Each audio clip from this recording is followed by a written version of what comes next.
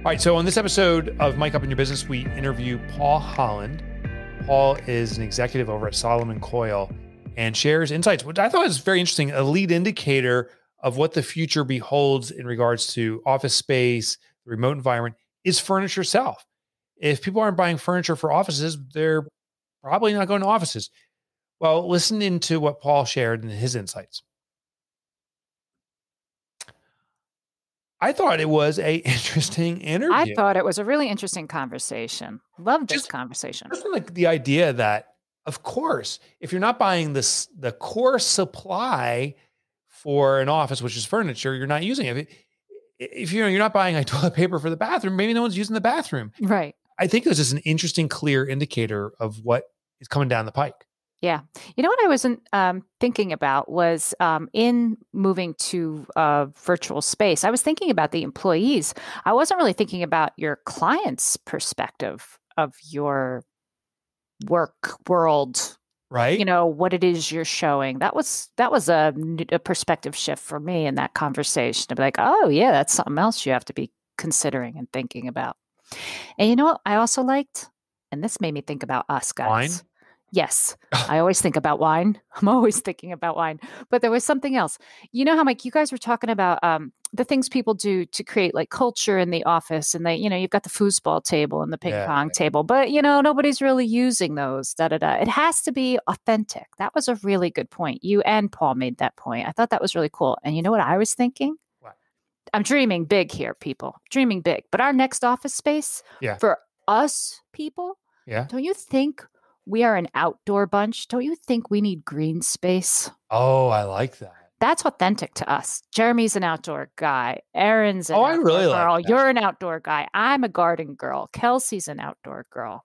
I think that's super interesting. Yeah. And what are you saying? Just so you can work inside or outside? Yeah. Like if we had a garden space, a couple hanging garden chairs out in a green space or in woods. I love that. Like I'm thinking, like, imagine being able to cultivate that kind of workspace for your people, for the culture. And luckily we all share that culture. I mean, there could be somebody who comes in and they're a complete city person and does not speak to them, but for the group that's assembled, it's pretty amazing. But anyway, I'm a little off topic. No, you're not. We can throw in some the Jurassic Park dinosaurs into plants on the ground. Yeah. Okay. With that, I almost went for like a rooftop space too. Yes, I love those too. Those always intrigue me. What little string lights above? Yeah, it's interesting. When I'm home, sometimes when working home, if it's nice weather outside, I'll go on the outside deck. Yeah. Problem is the light can be so glaring that you need a setup, but you can do that where you have proper shading so you can work. But also just to get sometimes the sun just beating on your back or something. Oh my God. Delicious. Absolutely. Delicious. We can set up a hunting stand for Jeremy, so we'll be in our space. Jeremy got there. And we could run around and Jeremy could try and shoot us. With his camera. It's one of those gun camera things. He goes, gotcha. I almost got seriously hurt a couple days ago. But how's that? What happened? My dad has a crossbow. And it's older. It's like a vintage one, and he hasn't used it in years. And it was in the garage. And he's like, "You want to buy it from me?" And I was like, "Well, I don't know. Let me see." Like, because I like traditional bows. So I just put a dummy arrow in, and I was testing it out. And went to shoot it. The string snapped, and it cut the dummy arrow and split it in two. And luckily, it wasn't a real arrow with a broadhead on it, because if it would have snapped wrong, it could have like shot back and got me in the eye. Jeez. Yeah, so I was like really lucky about that. Did he charge you for it? He's like, "Oh, you ruined it. Now it's yours." But I didn't tell him, because if I do, he'll be like, "Well, he broke it." Really? Or you used it, one of them. Like, come on. What I also liked about the Paul Holland interview was this concept of hybrid work environment. Kind of we're doing it now. So, Amy, you were here at the physical office this morning. Yep. But now you're working from home. Yeah. Jeremy's works remote 95% of the time, 99% of the time. I think it is interesting, this hybrid. And I like how he delineated it. He goes, you have the head down work, which for some people working at home or in a place where it's quiet is best. Then you have the collaborative work. But the only thing, and we kind of talked about too, is can you really allocate time to collaborate, or is collaborative a natural effect of being together and it's spontaneous? Yeah, that's an interesting point. And I get pulled because like some mornings I know the tasks I have on my mind are like I really could use to stay home. I sometimes the quiet and helps me focus on, especially I'm working with like a contract or something like that, or an agreement or something. But then you miss. I'm sure Jeremy, you know this. You miss the camaraderie and the people and the conversations that get generated. I talk about this with my son in virtual schooling. He's missing so many peripheral cues from the classroom when he's home. Yeah. You're missing conversations people are having with other people that give you just a little bit of information and just a little more context. And, I learned things that you're discussing with Erin or with Corday or something like that. I get more understanding about the business than when I'm home and I'm not in on that stuff. So I think you do miss a lot when you're not physically together. There's a lot of cues that get missed. There's pluses and minuses, obviously. I think if it's one of those situations where we're doing a quarterly meeting, if we're trying to come up with ideas on the fly, it's hard because there's a lot of pressure and it's like everybody's there. And so you're like, oh, you're trying to rack your brain in the moment to think of these things. But like from me working from home, I'll, turn on the TV while I'm cooking dinner and then I'll be like, oh, and I'll just think of something randomly and I'll put the knife down and go and like write a little note down. And Yeah. Like that. Yeah. There's an interesting phenomenon that you pointed out, Jacob Lone, is that when we are immersed in an activity where we have such routine experience, like for you cooking, not for me. For cooking is for me, we so deliberate that I have to pay attention. Focus, yeah. But you got to the point where I've seen you chop that knife. I'm like, oh my God, I would lose my entire hand. But your mind then goes elsewhere and it stays on task, but at the same time allows our mind to wander. Yeah, sort of dream state, right? Like a dream state. And I think that's where the best brainstorming comes. Me too. Is doing routine stuff. Yeah, I agree. That's interesting. I think in a lot of ways, though, my brain and your brain are similar in that I'm constantly like my brain's always going like a mile a minute. And everyone's right. No, not necessarily. Okay. I mean, like in terms of like, constantly just like random things will pop in my head, and then I'm like, oh, and then I play that out, and then it moves on to something else, and then I play that out, and it's just like. It's hard to explain, but it's almost like just like a motor, almost like ADHD kind of. Yeah. Mm-hmm. Great. I started using on the Apple. This has always been there, but it's a thing called Reminders. That little icon, if you can see it next to my Audible. Mm-hmm. And so I've never used that app. It's great. So there's PFP for different categories. I just have all these lists. So family, shopping, house projects, work. Ideas. Wow, 13 house projects. Yeah, isn't that crazy? Does it ding you, Mike? Does it alert you? Or is it just there for you to refer to? It's collection. And once it's done, I click it off. Oh, okay. It's a house project. I got to install a light. I got to replace some insulation, spackle the downstairs. It's just great because if I don't write these down, I'll forget them. And what I did is I had a project list in one spot. Now with this little thing, ideas. Like I had some ideas I had to discuss on a call today, and I was just well prepared because I collected them over the weekend when they just kind of sprang up. That's cool. I'm going to try that. Yeah. That's a good one. Yeah. So anything else about Paul Holland that you learned that you guys want to share? I thought it was interesting that he thinks we're going to absorb all that space, that all that corporate. Yeah, right. He was pretty optimistic about it. He was optimistic, and more optimistic than I expected him to be. What did you think, Jeremy? Was that surprising to you? Yeah, it's fascinating. I mean, I don't think I really even considered that or thought about that. I kind of thought no. I thought the answer was going to be like, "No, we don't see that. We see, apartment." Maybe filling those up with residential space or something like that. But he sounded optimistic. So. Yeah, repurposed. Mm-hmm. Co-working space is getting bigger. I'm in one right now. So yeah. I think that's a viable option for people. Yeah. Yeah, I think that's what it is. Because he said we need to get together in a place, not the office space. And that to me, that points to co-working, event spaces.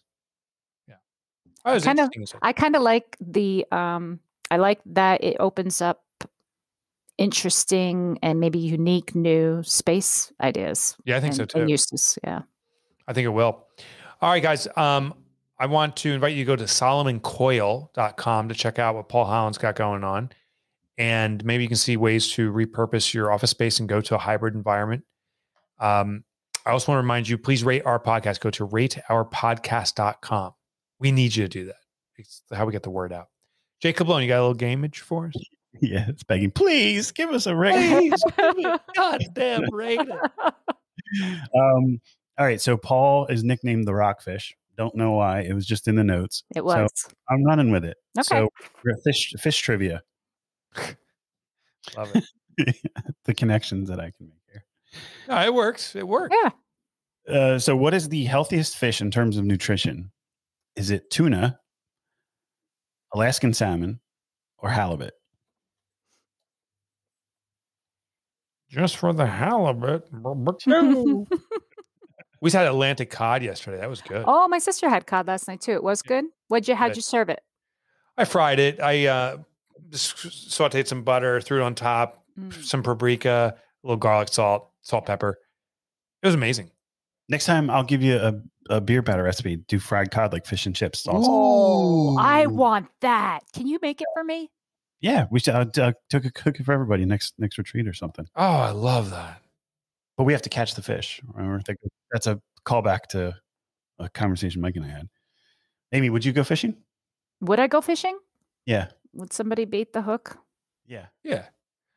Now, Would here's what somebody Amy remind says. me? Carry her on her shoulders because we're Navy SEALs. Yeah. Right? Yeah. That's a callback there. Question 2. Salmon is the most popular fish in the U.S., partly because of its orange color. The orange color is due to carotenoids.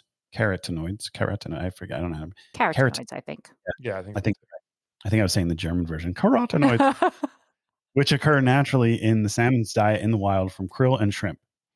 Farm-raised salmon is what color before chemicals are added to turn it orange? I Is have it- no idea. Holy cow. Yeah, this is a lesson in here. Light pink, grayish white, or opaque blue. I think I know that one. I knew they added color to it. Yeah, and it's really annoying I did. because Yeah. the color is almost 20% of the cost of the salmon. Isn't it funny? They don't have to add color to it, but they do because The theory, well, if it's farm raised, they add color. So the theory, people won't buy it if they don't add the of the color. Yeah, isn't that crazy? This is such news to me. Wow. You learn something new every day. You look at wild caught salmon versus farm raised, and you look at the color difference. It's unbelievable what natural color looks like. Right. Yeah, I'll give you guys a salmon tip once we go back to it. Question 3: what tuna contains the least amount of mercury? Is it yellowfin, skipjack, or albacore? I don't know the answer, but it better be freaking yellowfin because that's what they serve at the sushi house next door. Nick, you should probably get your blood tested for mercury. Oh, okay. I think he just gave us our answer. Shoot. Okay, what do we got? All right. The healthiest fish in terms of nutrition is which fish? Salmon. Alaska salmon. Got it. Yep. Yay. Alaska salmon. So when I worked in food retail, there would be two options. There would be a fresh salmon and there would be frozen salmon.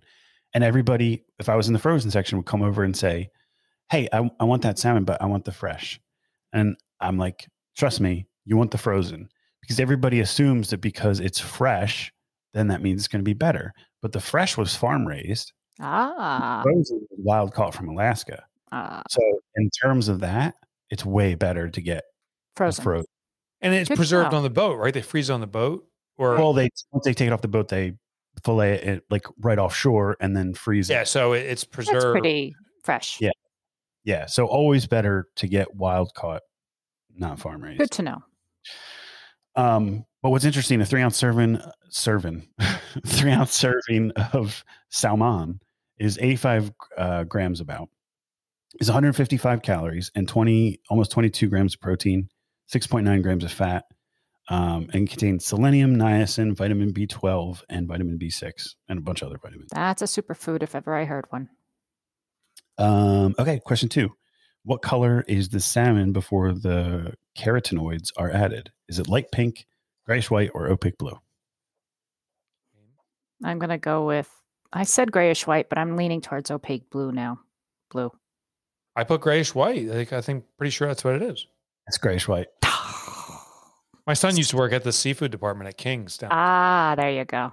Yeah. They would still get an orange, but they knew things. It was amazing how many worms are in fish. What do they call them? Like, they kind of go into the flesh. Parasites. Parasites. Unbelievable how many parasites are in fish.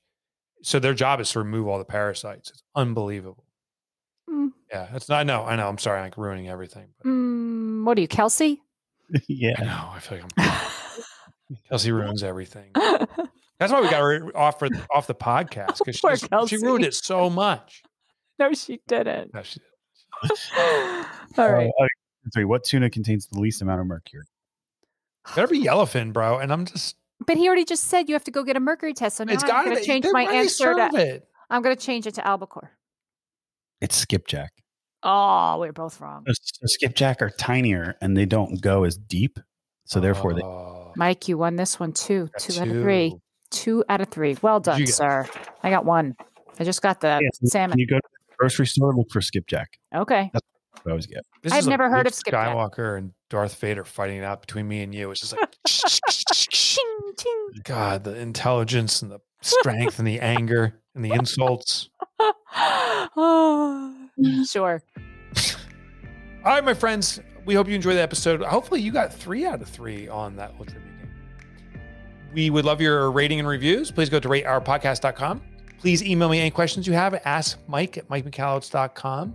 And hey, check out my newest book. It's on pre-order right now. It's called Get Different.